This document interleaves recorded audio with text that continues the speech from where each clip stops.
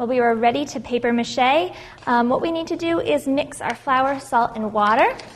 I like to eyeball this process. You want to have the right consistency. So depending on how much flour and how much water you add, we'll on the thickness. And what we want to do is we want to create a paste, not too thick, not too thin. We're also going to add some salt. And by adding salt, it prevents molding. Because this is flour and water, we want to add a little bit of salt into the mixture. And then this part of adding the water is really what's important. We don't want to add too much, but we also want to mix as we go. So this is a great part for the kids to do. As you add water, they get to mix. And they do it with their hands, so they love to get their hands dirty. This is definitely messy. And this consistency right here is way too thick, so we're going to keep adding water. And we'll keep mixing.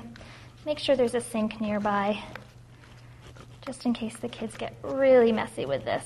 The good thing is that when it dries, it'll crumble right off their clothes. So we want to make sure we get all that flour mixed in. We've still got it a little bit too thick. So what I'm going to do is add the rest of this water here.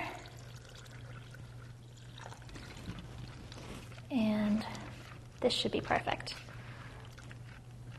And as it starts to dry, we'll get a really good consistency.